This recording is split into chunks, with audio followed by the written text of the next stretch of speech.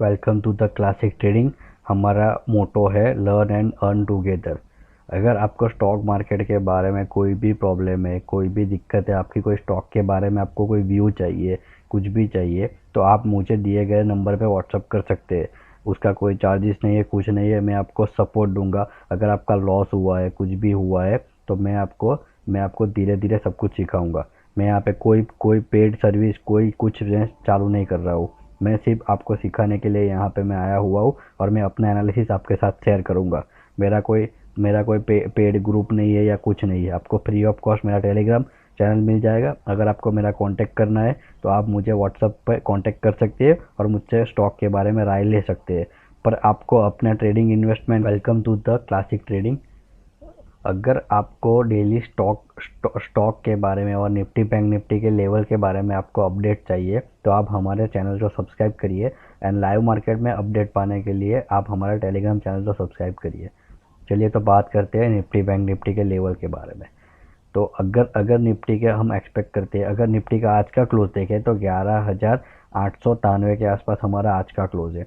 अगर कल एक्सपायरी है तो हम एक्सपेक्ट करते हैं कि चलो ऑप्शन राइटिंग करते हैं, तो ऑप्शन राइटिंग के लिए निफ्टी का लेवल है 12,000 के ऊपर निफ्टी नहीं जाएगा और 11,700 के आसपास नीचे निफ्टी नहीं जाएगा। तो बीच में ये रेंज में घूमता रहेगा।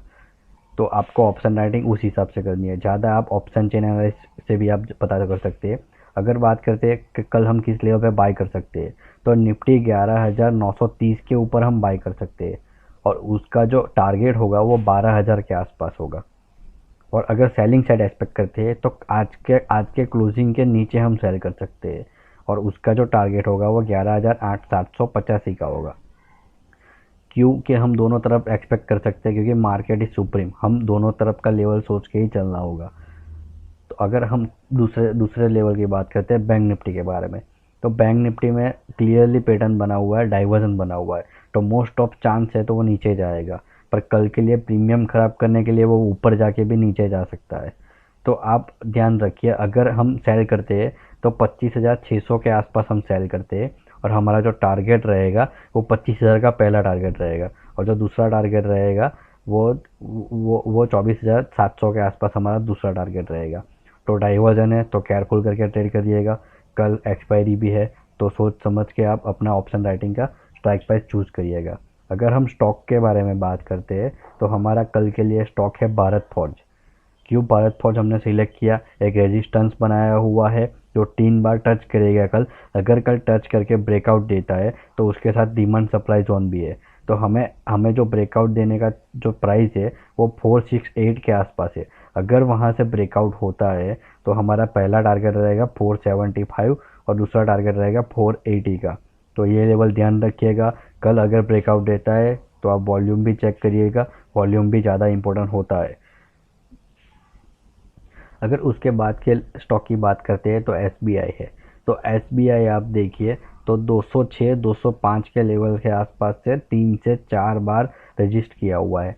तो अगर कल ये लेवल ब्रेक होता है तो हमारा पहला टारगेट रहेगा 210 211 और दूसरा टारगेट रहेगा 215 217 के आसपास।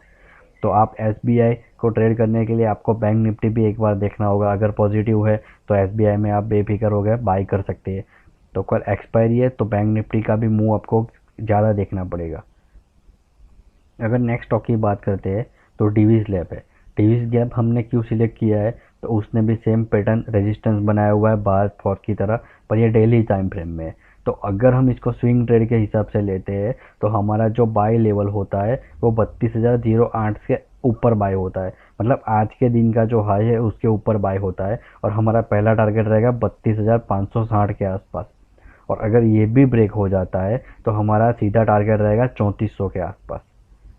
तो ये आप लेवल हमारा पूरा ध्यान रखिएगा। हमारे ये सारे जो लेवल है वो वीकली तक काम आते हैं और स्विंग ट्रेडिंग में सबसे ज़्यादा ये यूज़ होते हैं। तो आप इस पे नज़र बनाए रखिएगा। अगर हम नेक्स्ट स्टॉक की बात करते हैं तो एसआरटी फाइनेंस। एसआरटी फाइनेंस हमारा 800 के आसपास के लेवल पे 1 2 3 4 बार घुमा हुआ है, पीछे भी घुमा हुआ है। आप पीछे भी देख सकते हो कहाँ से घुमा हुआ है कहाँ से नहीं। अगर हम यहाँ से बाय करते हैं एसआरटी फाइनेंस को तो 800 के लेवल के अब बाय करेंगे। हमारा पहला टारगेट होगा 840, दूसरा टारगेट होगा 880 का। पर कल एक्सपायरी है, जैसे कि मैं बोल रहा हूँ बार बार एक्सपायरी है। अगर स्टॉक यहाँ से डाउन साइड की मूवमेंट करता है तो आपका जो लेवल होगा सेलिंग का वो 778 का सेल का लेवल होगा। और आपका टारगेट पहला होगा 750 और दूसरा टारगेट होगा 726 का आपका दूसरा टारगेट होगा।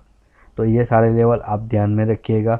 कल अगर आपको लाइव मार्केट में अपडेट चाहिए, कोई लेवल चेंजेस होता है या कोई नया स्टॉक मेरे रडार पे आता है, तो मैं अपना एनालिसिस टेलीग्राम चैनल पे मैं आपको एनालिसिस दूंगा। तो आप प्लीज़ टेलीग्राम चैनल मेरा सब्सक्राइब कर लीजिए, तो आपको लाइव मार्केट में आपको एनालिसिस मिलेगा।